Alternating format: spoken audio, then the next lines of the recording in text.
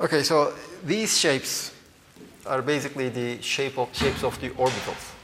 They don't coincide with the shapes given on your book because this is just the angular probability distribution. There is no radial part. And for example, this is the shape of L is equal to 4, M is equal to 0 orbital. L is equal to 4 is F orbital. So if you would like to see, let's say, the p orbitals, it's just L is equal to 1. This is a typical shape of the p orbitals. And if you look at the function, the spherical harmonic y are nothing but the angular parts, this theta function that we had defined in our separation of variables multiplied by the phi function that we had defined. So their product is called the spherical harmonics. So this is the rate. If you look at this picture, this is our origin. If you pick up a point over here, the distance of that point in the direction of a given theta and phi, the radius is essentially equal to the probability density in that direction. So for example, for this orbital, the probability of observing the electron in this plane is essentially 0. The largest probability, the density is largest along this line.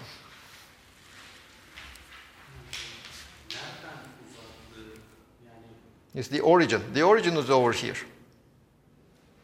Right at the center. It's the 0, 0, 0. So here you have the 0, 0, 0 coordinate is that point over there. Proton.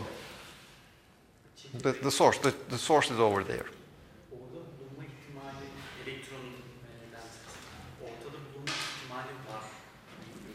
Well, you see, this doesn't have any information actually about the radial distribution. If you look at the radial functions, you see, we had said that the state of the electron can be written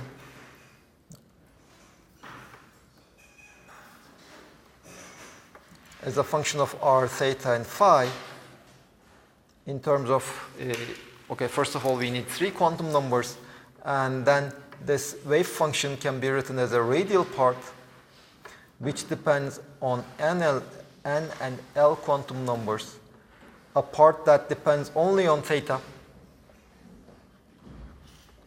which depends on the L quantum number and also the M quantum number. And also you have another part that depends only on phi, which depends only on the M quantum number. Now these things, that product is called YLM, the spherical harmonics.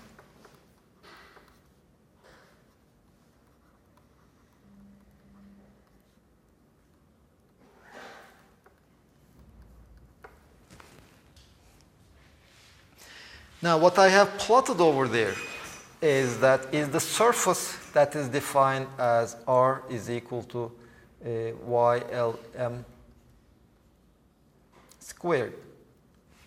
That is the surface I have plotted.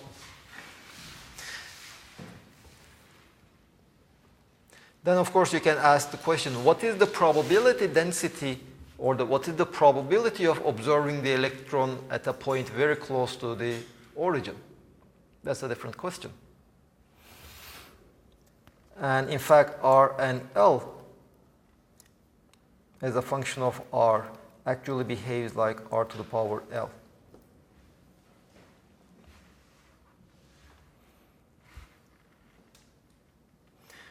Now, if you would like to answer that question, you see, what is let's write the question. What is the probability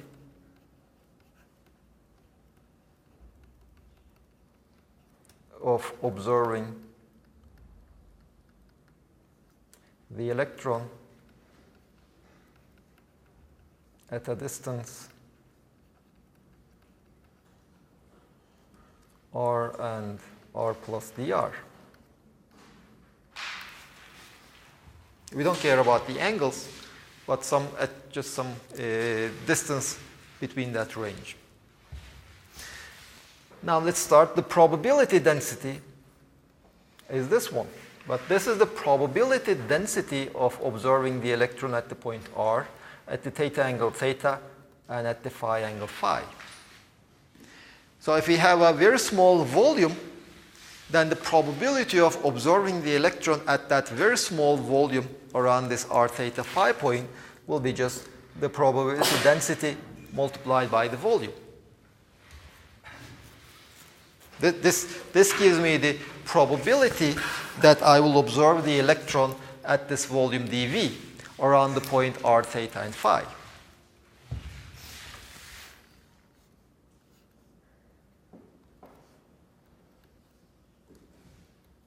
So here is my dV. And it's at a distance r from the origin. This is the projection on the xy plane. This is phi, and this angle is theta. Still, this doesn't answer my question. You see, I'm looking at the probability that I will observe the electron at some distance, independent of which direction. But then the only thing I need to do is just sum over different directions.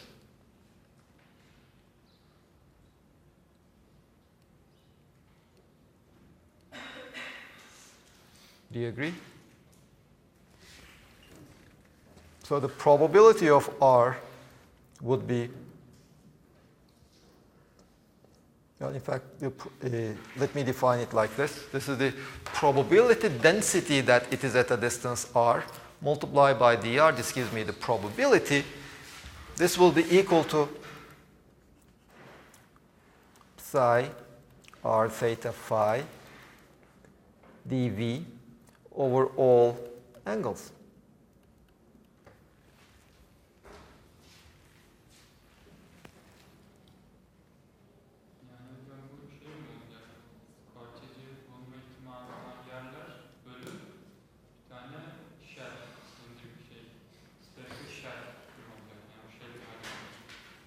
Well, not divided by.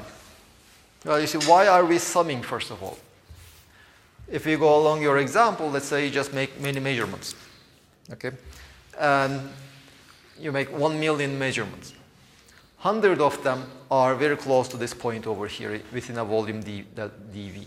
So then you can determine that the probability density at that point is just 100 over 1 million. 100 is the number of outcomes that you obtained. If you divide by the total number of outcomes, 1 million, you get the probability. Okay? Now, but in this probability that I am asking, I'm not interested in the orientation. I'm only interested in the distance from the origin. So what I need to do, I need to sum all my observations that I made over this point. All of them I made over this point. All of them I made around this point. All these outcomes are at the same distance, but they differ by the angle. So I have to sum all my outcomes that differ by angles and divide by all the outcomes. So that is why I have this summation over all angles.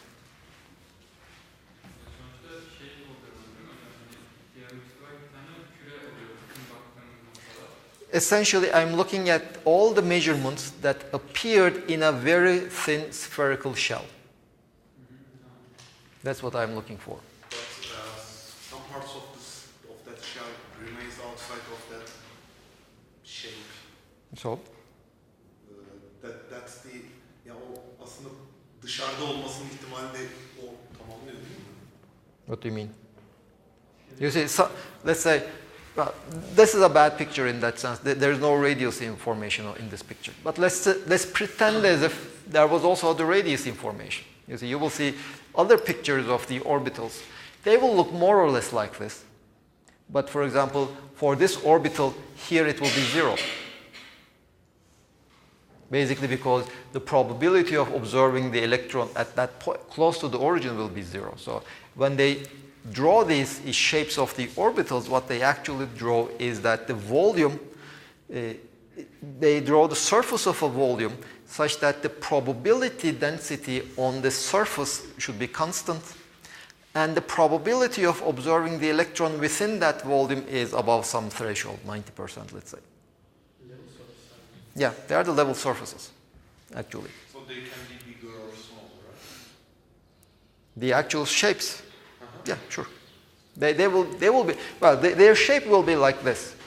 Their angular shape will be like this, but they will be, some of them at least will be 0 here, because the probability around that point will be 0. They might be a bit elongated, a bit deformed, but the shape will be more or less like this.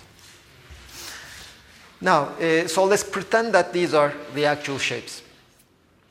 Then I create identical systems. I measure the position of the electrons of these atoms, let's say. 90 of them, if I make, let's say, 1 million measurements, 900 of those measurements will be somewhere inside these surfaces. 100,000 will be outside those surfaces. But then I ask the probability. What is the probability that the electron will be at a distance r and r plus dr? Then what I do is, let's say, this is well, that basically defines the shell over here. I have to count the number of outcomes that are within this shell. Well, some of them will be inside, some of them will be outside. I don't care. I need to sum all the outcomes that satisfy my probability criteria and divide by all the outcomes. That is how we define, yeah, yes. Because we care about the distance only, not the angle. Well, let's write this sum. Of course, since the angles are continuous parameters, they are not discrete variables, so this is not actually a sum, it's an integral. And there we have a square.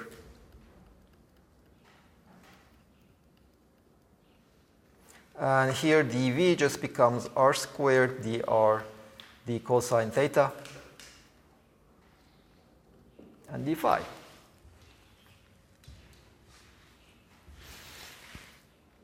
And keep in mind that our psi was actually a product of various functions.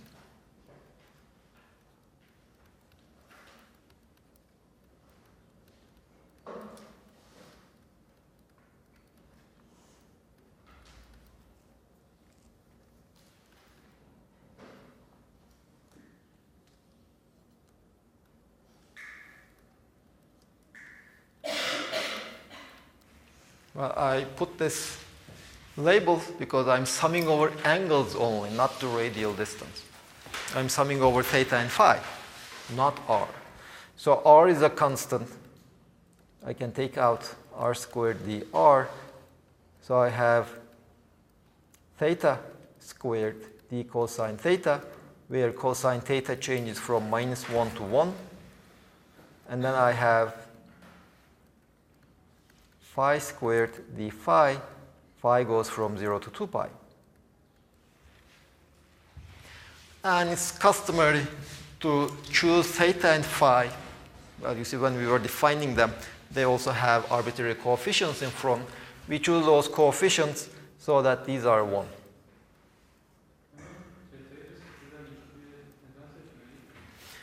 Well, you see, how do we define the angles?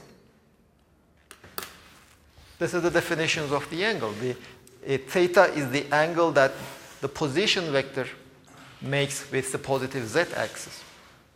So if it's along the z-axis, it makes an angle theta. So let's say this is the z-axis. That point makes such an angle. This point over here also makes the same angle. This point makes the same angle. So theta starts from 0. Well, the maximum value it has is pi. On the other way, on the negative z-axis, the angle is pi. But phi, you see, it can all go around the z-axis. Phi takes all the 2 pi values, but z does not. Which one? Well, theta goes from 0 to pi, but cosine theta goes from -1 to 1.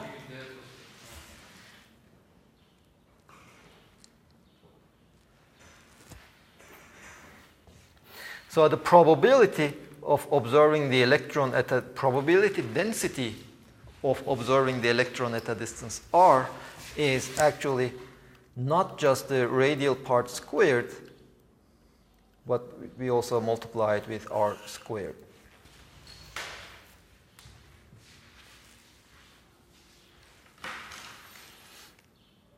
Well, this makes sense because the further away you are, the larger the volume of your shell.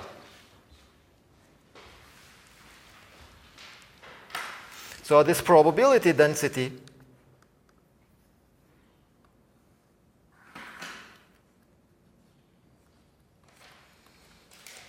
if you would just sketch it as a function of r,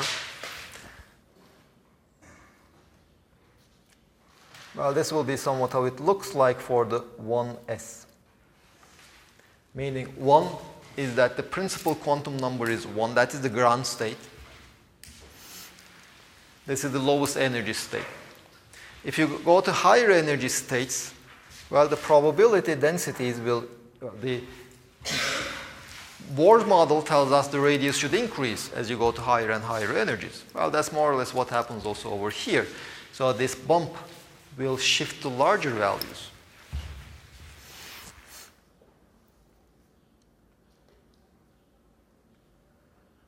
This is 2p, let's say. Are height of the bumps same? Are height of the bumps same? Well, nothing much.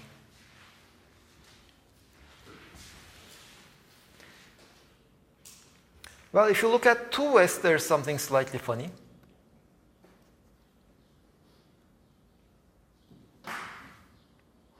This is 2s. It has 2 bumps. It has a somewhat locally enhanced probability at a small radius, but the most probable radius is larger. And then similarly, you have for the second excited states,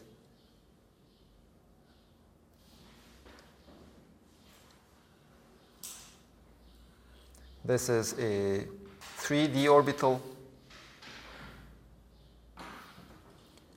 3p orbital will have 1 bump,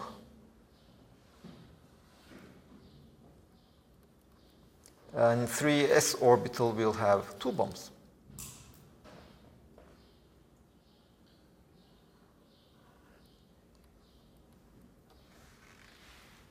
Etc. Yes.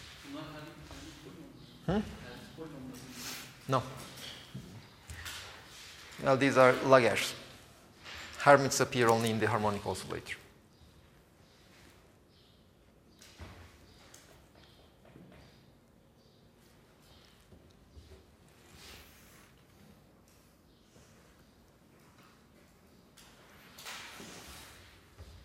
So any questions on these probability densities?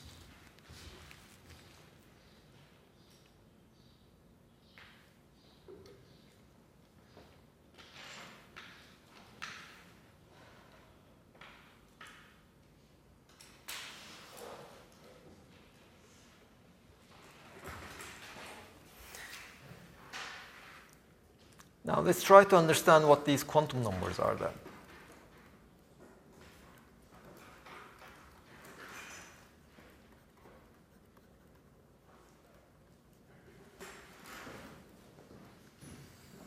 You see the principal quantum number, n,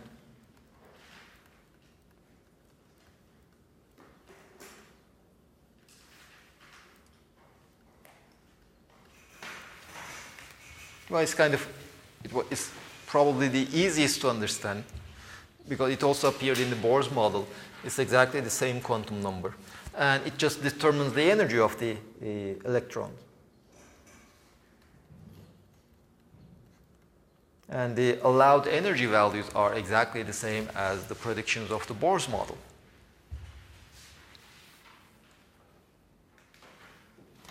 But then we have the others. We said L is the orbital quantum number.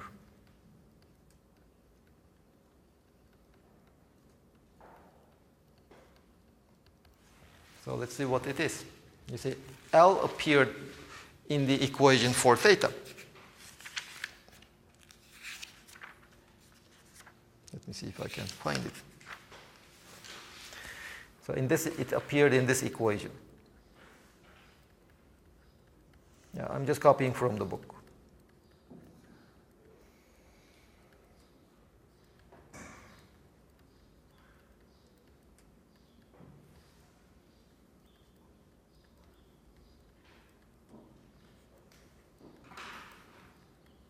So this is where it appeared. But not only here.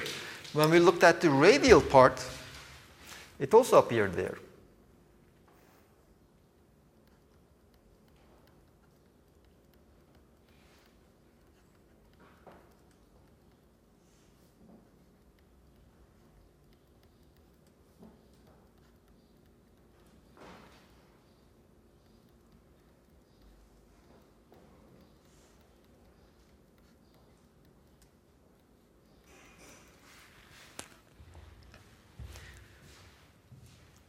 Well, which was kind of, you see, first of all, if you look at this term over there, what can you say about that?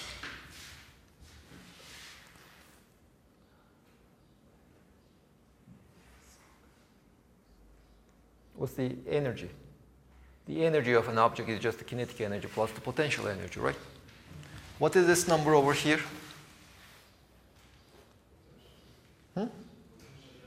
Is it the potential energy or minus the potential energy? So this is minus the potential energy of the electron. So energy of the electron minus the potential energy of the electron, it gives me the kinetic energy.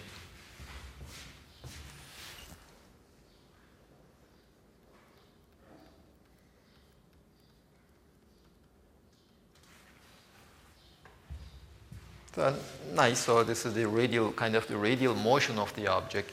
The radial motion is kind of determined by the kinetic energy of the electron. But you see, if you look at the kinetic energy of a particle, especially if it's going around an orbit, it will have kinetic energy if its distance is changing. It will also have a kinetic energy if the distance is not changing due to its orbital motion. If it's just rotating at constant r, it will still have a kinetic energy.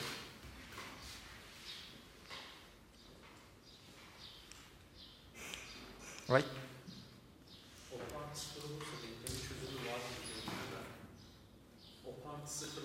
All of that. Okay.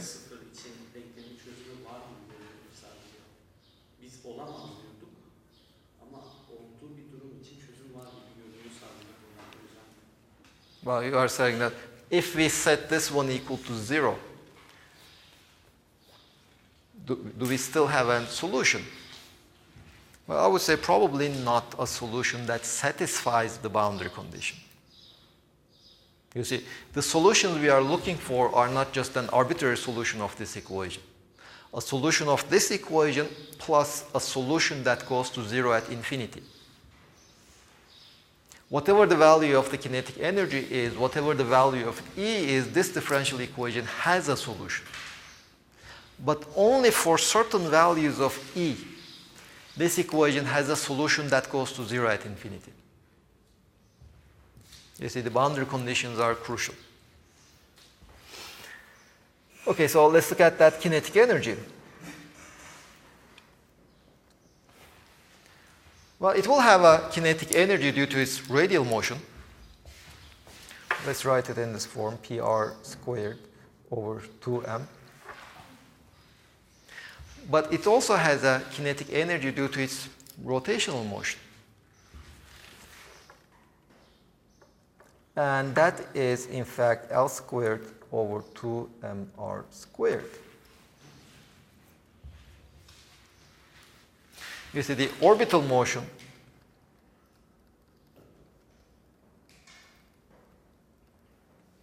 you can write it as 1 over 2m v orbital squared. Well, v orbital, you can say that m times r times v orbital is equal to the angular momentum of the part. That's how we define the angular momentum. Mass times the radius times the speed perpendicular to the radial direction. That's the angular momentum.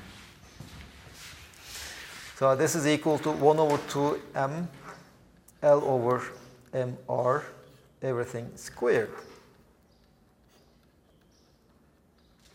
So that's how we obtain this part. Now let's put these back to that parentheses. So we had 1 over r squared d over dr, r squared dr over dr plus 2m over h bar squared.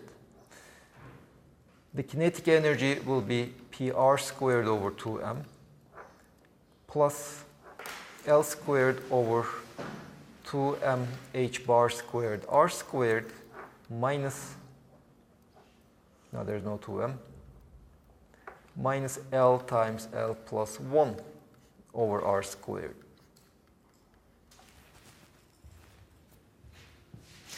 Well, you say it would be nice to have a radial equation which depends only on the radial motion and parameters that depend only on the radial motion. Well, this describes the radial motion, but these two terms, this term describes comes from the orbital motion, not the radial motion. Unless, of course, it would be nice to have this term 0. We can have that term 0, actually, if L squared is equal to h bar squared L plus 1.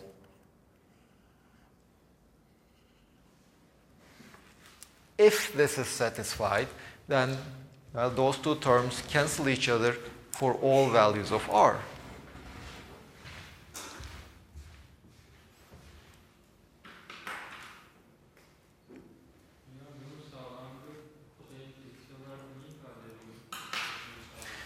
Well, you see, this is a nice hand-waving argument, claiming that this h bar squared L times L plus 1 is actually the total angular momentum of this electron.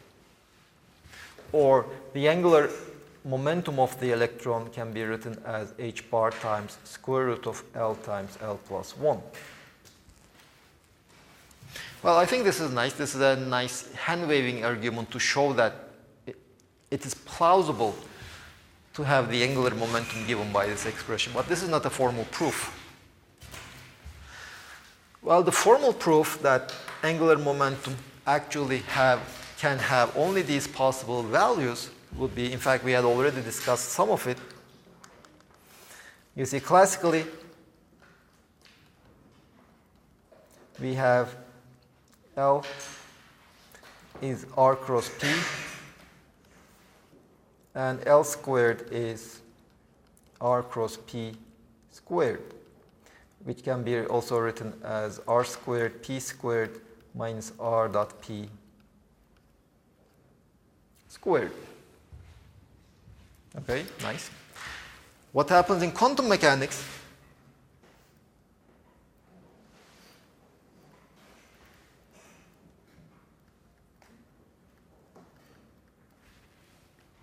You see, all of these now become operators.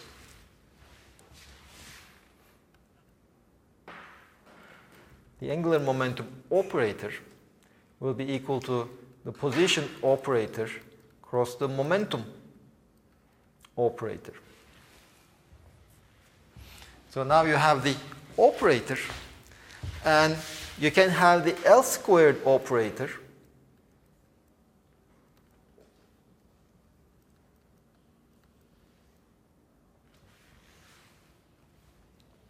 Of course, it will be kind of tedious.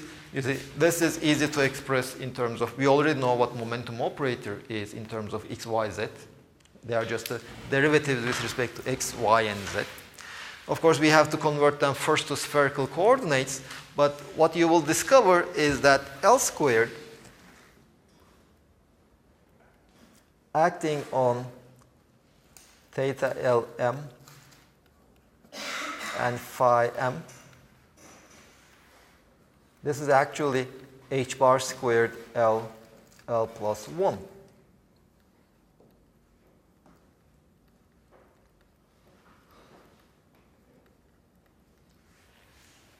So you see, I have the quantum mechanical operator corresponding to L squared, and there is this wave function. If I act on that wave function with this operator, which contains many derivatives, multiplication by sines, cosines, etc., if you express this derivative, act on this wave function, what you get is exactly the same wave function with a coefficient determined by L only. In fact, this tells me that if I measure the magnitude of the angular momentum of such an electron, the only allowed values are of this form.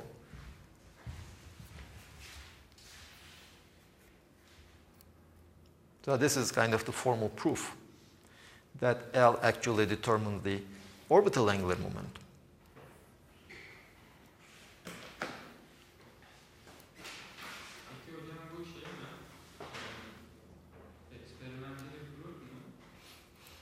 What do you mean?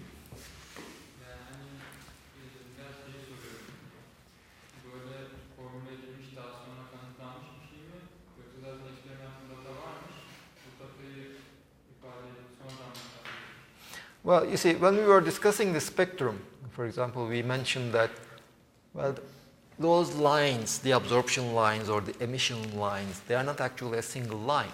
They are split. And we will see that that splitting is related with this.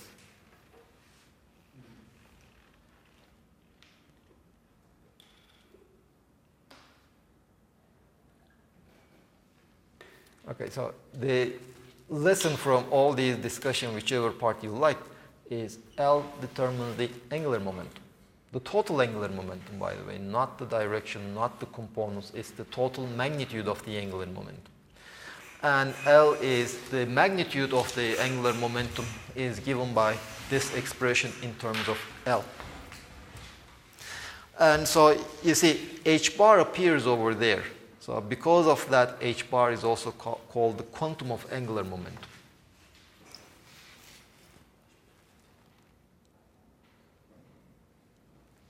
The allowed values of L would be 0,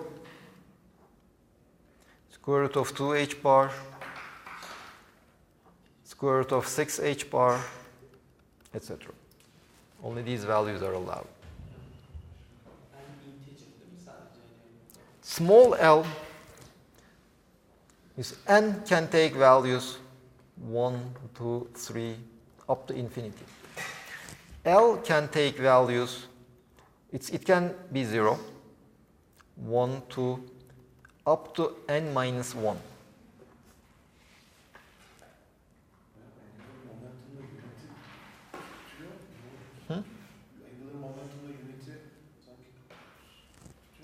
Well, let's see. What is the unit of h bar? What is the unit of angular momentum?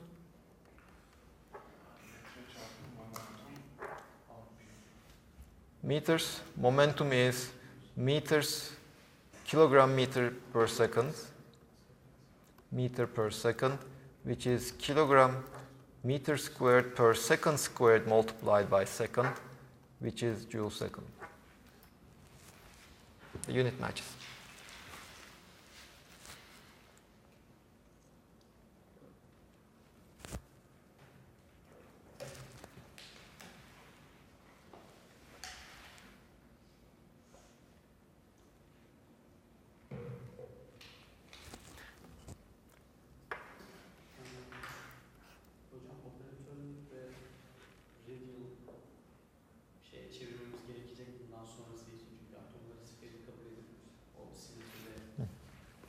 But the issue over there is, we have this, let's say, algorithm to obtain the quantum mechanical operators corresponding to a given classical object. Like if you have the position, we have the position operator, which just multiplies it by x or y or z. We have the momentum in the x direction, which is the derivative with respect to x, the corresponding operator. But if you want to define the radial momentum doesn't turn out to be derivative with respect to r. Our recipe to obtain the quantum mechanical operators works only in Cartesian coordinates, x, y, z.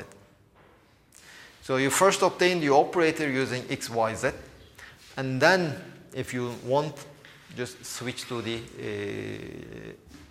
r theta and phi. If you do that, in fact, L squared operator actually becomes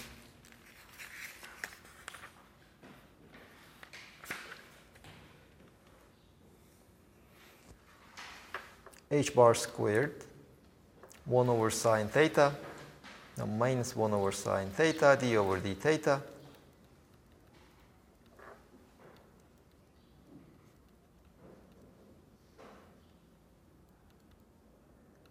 This is the operator, and plus minus 1 over sine squared theta del squared by del phi squared.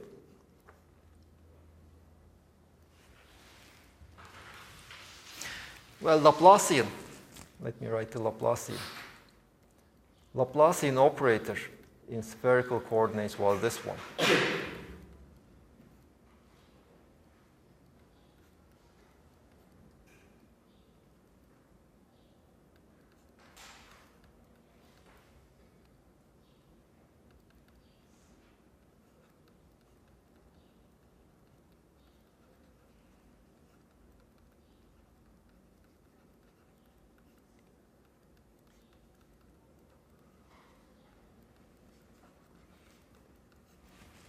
So I say this parenthesis over here that appears in the Laplacian is nothing but our angular momentum operator.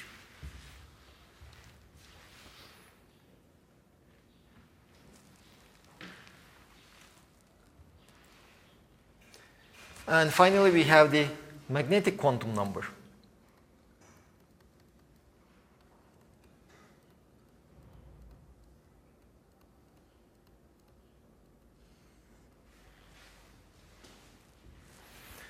ML can take values 0, plus minus 1, plus minus 2, up to plus minus L. Only those values are allowed. It cannot take any value larger than L.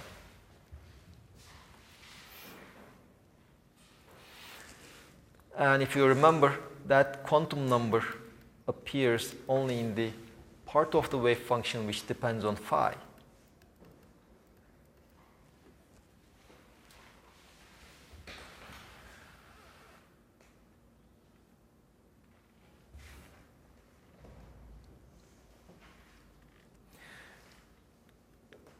Well, this actually corresponds to Lz.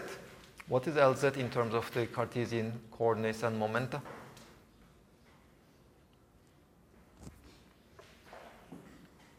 xpy minus ypz, which px, which if you write these derivatives, Lz operator is then h bar over I, x del over del y, minus y del over del x. If you write x and y in terms of their spherical analogs, this is the simplest one, h bar over I del over del phi.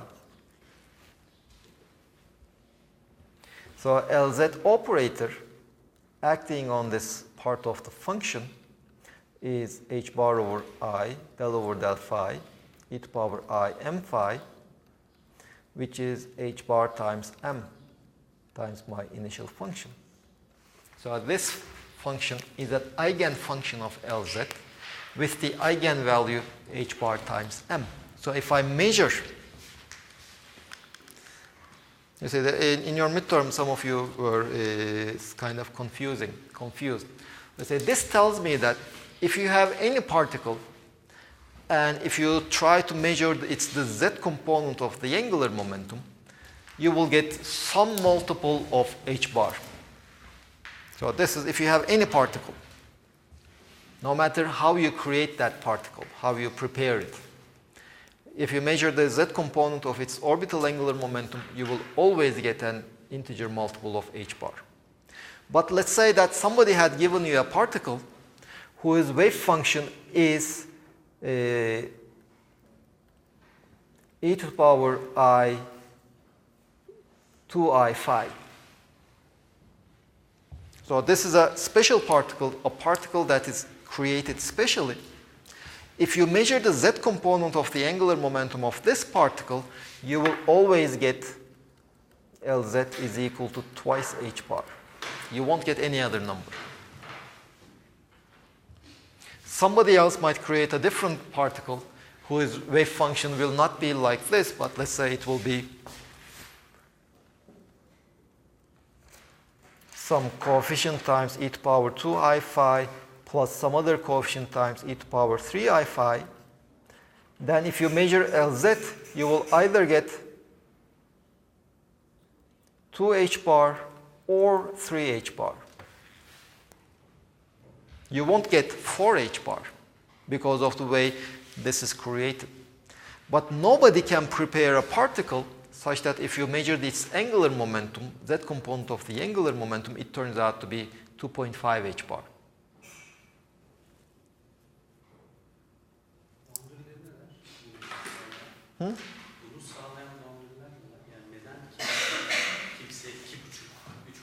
Well, you see, what we had obtained was, when we were solving the hydrogen atom, we said that the part that depends on the phi has to be e to the power I m phi with m an integer.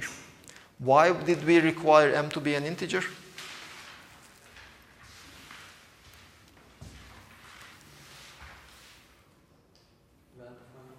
It should be single valued. It should be periodic in phi with a period 2 pi. The only way of having a periodic function with period 2 pi is if m is an integer.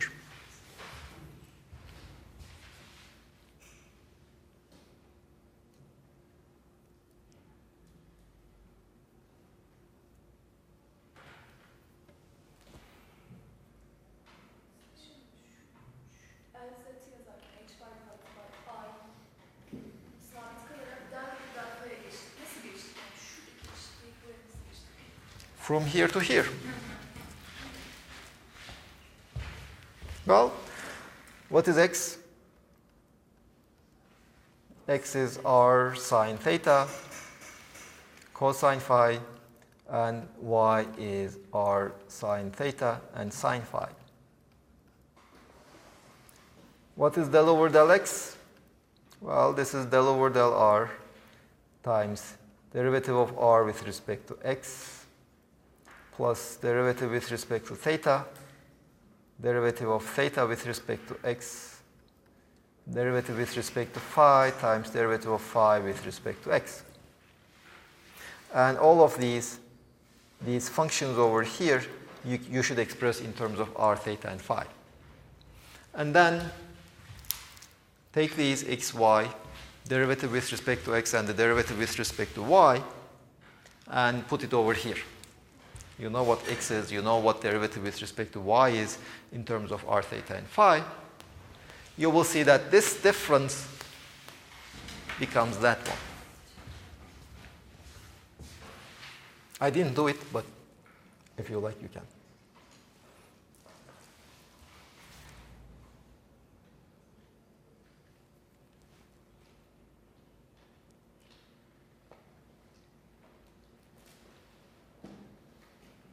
By the way, what is the z-axis? We have been talking about the z component of the angular momentum, but what is the z-axis? Which one is it? Can you show me the z-axis? Sure. It's the arbitrary axis. You see, what this means is, if you try to measure the angular momentum in an arbitrary direction, the number you will get will be a multiple of h bar, whichever axis you choose. Z-axis is arbitrary.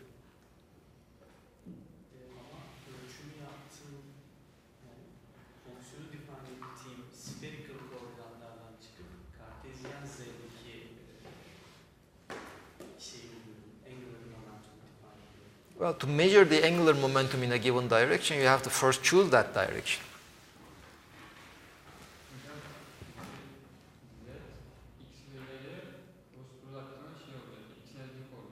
Sure.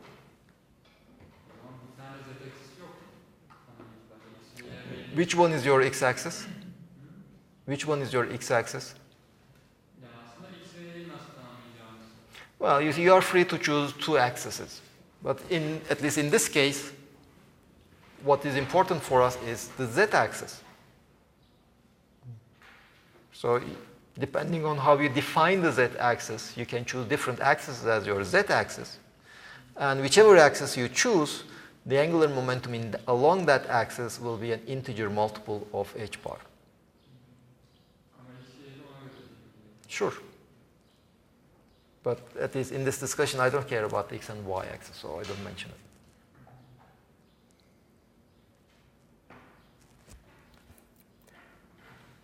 But you see, so these quantum numbers, L and M, they determine L and they determine Lz.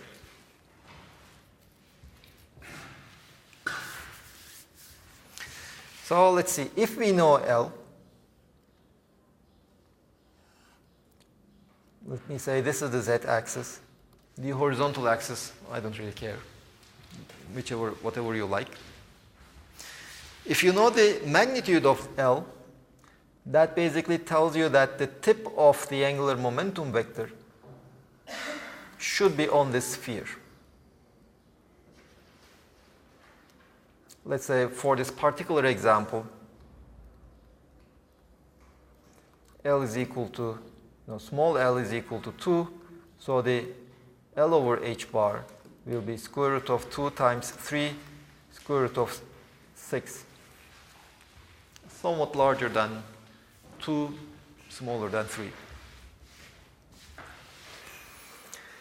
The tip of the angular momentum vector is somewhere on the sphere, but Lz, Lz over h bar can be -2, -1, 0, 1, or 2. Let's see, this is 1.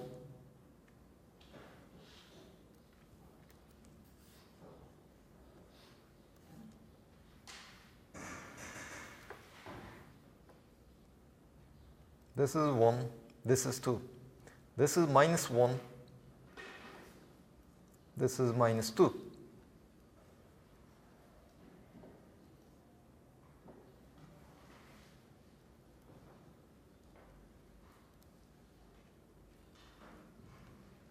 And keep in mind that this is a sphere, not a disk.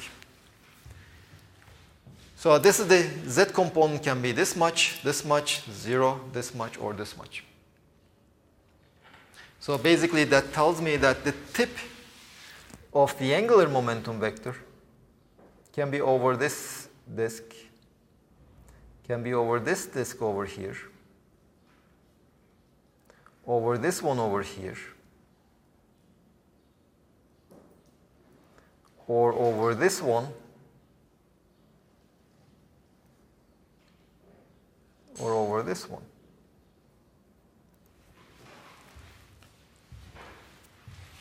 Well, the tip can be on these disks. By the way, here you also see why m should be less than L. Because Lz squared,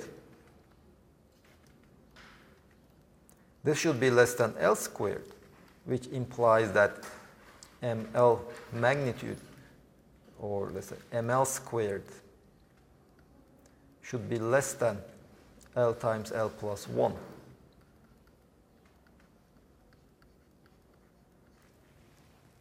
It's just one of the components. It cannot be larger than the magnitude. So you see these, we don't know the angular momentum vector itself, but if we know, let's say, for example, L is equal to 2 and M is equal to 1, we know that the tip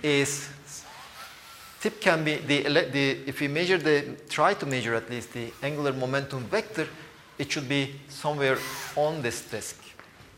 We don't know the magnitude. We don't know the exact angular momentum, but we know that it should be on that tip. The tip should be on that disk somewhere. And which is, by the way, a requirement. Well, this is otherwise we will be contradicting the uncertainty principle. Well, let's see. We can still determine the angle it makes with the z-axis. You see cosine theta. would be just Lz over L. This is the definition of the angle, the cosine theta. So you see if this is my tip, this is theta. So Lz can take values h bar m, L can take values h bar times L plus 1 under the square root m over. So the angular momentum vector cannot make an arbitrary angle with the z-axis. It can make only some discrete values. And as I said, this is consistent with the uncertainty principle. Okay, how is this related with the uncertainty principle? Let's say, why is the trajectory of Earth on a plane around the sun? So it just goes it moves on a plane. It doesn't just move up and down. Conservation of angular momentum. You see, it has an angular momentum pointing in one direction. The position vector is always perpendicular to the angular momentum vector. So if angular momentum is fixed, the position vector is confined to the plane perpendicular to the angular momentum vector. It cannot just move up and down. It is fixed over there. But if this were also true for the electron, we get a contradiction. You see, you fix the angular momentum in one direction. Then you know that the electron should be in this plane. It cannot move out of that plane. But that means you know definitely its position along this line. And it's not moving up and down, so you definitely know that its momentum along that line is also 0. So you know the position in that direction and the momentum in that direction, which contradicts the uncertainty principle. How does this avoid it? Basically, it says that there is no angular momentum vector.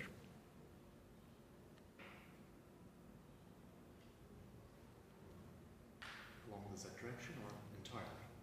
Well, just like before we said that there is no position and momentum before you measure, here there is no angular momentum. Or, in fact, you can also imagine it in a slightly different way. You can say that the angular momentum vector is precessing in this cone, which is not something I like because it says that the angular momentum is not conserved, it's constantly changing. But it doesn't have an angular momentum vector.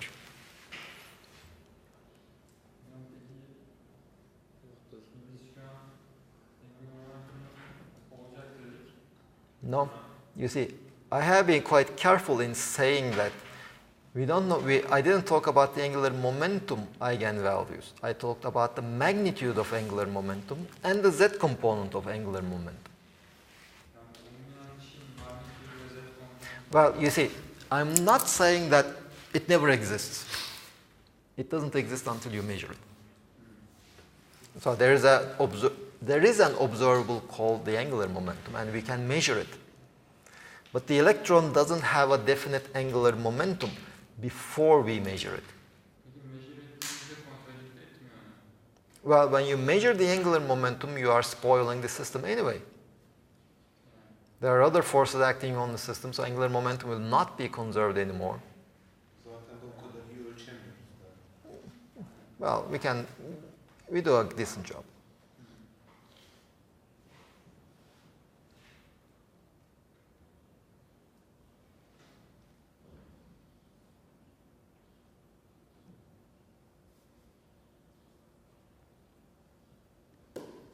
Any questions on these quantum numbers, their interpretations? Yaptığınızda kod yazarken M ve L değerlerini değiştirebilir misiniz? You mean what? M eksi 1 olsa buluyor M. Okay, you want this minus 1. The L? What do you want, L? 1?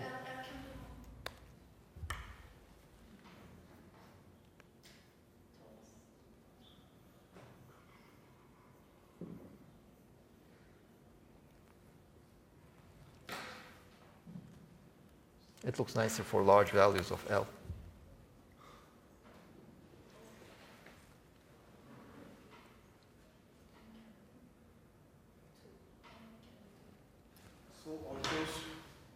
things in the middle, you draw two p orbital in the graph. Are those the little bumps? Which ones? No, you see, here there is no radial information. You see, these are only the angular parts of the wave function, no radial informations here. To obtain those plots, what I did is basically integrate over all these angles. And in those sketches I made, there is no angular information. And here there is no radial information. I thought these graphs were the revolved of those plots. No, no. These resemble the plots in your book, revolved around the z-axis. They are not exactly equal because the plots in your book for the shapes of the orbitals, they also contain the radial information. These don't. These also do not contain the colors. Does it mean anything? What do you mean it doesn't contain the color? It's nicely orange. Of course, it doesn't mean anything for the hydrogen atom. You talked about the complex phases last week. What does that mean about the probability and angular? Does it mean something No. actually? Well, depends. You see, here, this is a three-dimensional plot. If I want to show one more parameter over here, I cannot draw a four-dimensional plot. I have to use some other visual effect, like the color. That is what they use.